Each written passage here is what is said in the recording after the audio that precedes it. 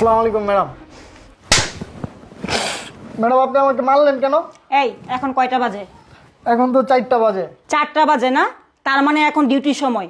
এই তুই ডিউটি বাদ দিয়ে নামাজ পড়তেছিস? তুই যদি ডিউটি বাদ দিয়ে নামাজ পড়িস, এই তোর ডিউটি করবে কোন বাপ? হ্যাঁ, তুই যে ডিউটি বাদ দিয়ে নামাজ পড়তেছিস, এই ওইদিকে যদি কিছু চুরি হয়ে যায় এটা দায়ভার কে নিবে বল? ছোট লোকের বাচ্চা। এই কোম্পানিতে যেসব দামি জিনিস আছে যদি একটাও চুরি হয়ে যায় তুই 10 বছর চাকরি করেও সেটা দাম দিতে পারবি না। এই ছোট লোকের বাচ্চা, তুই কারো অনুমতি নিয়ে ডিউটিতে থাকা অবস্থায় নামাজ পড়তেছিস? ম্যাডাম আপনি আমার শুধু শুধু গালিগালাজ করতেছেন। আমি যখন চাকরি নিছি অফিসে তখন আমি বইলাই নিছি যে আমাকে 5 ওয়াক্ত নামাজ পড়ার সময় দিতে হবে। স্যার আমাকে বলছিল 5 ওয়াক্ত নামাজ পড়ার সময় দিবে, এই জন্যই তো ম্যাম আমি নামাজ পড়ি। আর নামাজ স্যার আমার ভালো লাগে না।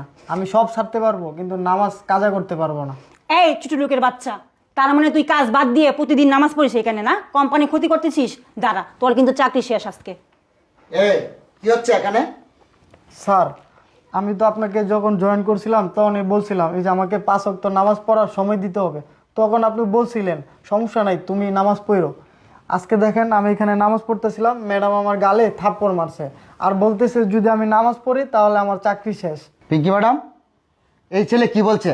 সত্যি কি আপনি নামাজের জন্য ওনাকে থাপ্পড় মেরেছেন? হ্যাঁ স্যার, ওকে তো আমি একটা থাপ্পড় মারছি, কিন্তু ওকে আরো বেশি মানা দরকার ছিল স্যার। আপনি জানেন না তো ও কাজ ফাঁকি দিয়ে প্রতিদিন নামাজ পড়ে। আমি আগে জানতাম না সে যে কাজ ফাঁকি দিয়ে প্রতিদিন নামাজ পড়ে। আজকে সে ধরা পড়ছে কারণ আমার রুমে এসে সে নামাজ পড়তেছে। চিন্তা করেন স্যার, সে কোম্পানিকে কিভাবে ঠকাচ্ছে। এই চুপ থাকেন। এই আপনি না মুসলমান? আপনি একজন মুসলমান হয়ে কিভাবে এই ছেলেটার নামাজে বাধা দিচ্ছেন? কি বলেন স্যার? আপনি ওকে সাপোর্ট করতেছেন নামাজের জন্য? আপনি না অন্য ধর্মের মানুষ? আপনি একজন অন্য ধর্মের মানুষ হয়েও নামাজের জন্য কেন সাপোর্ট করতেছেন? এই আপনি থামেন।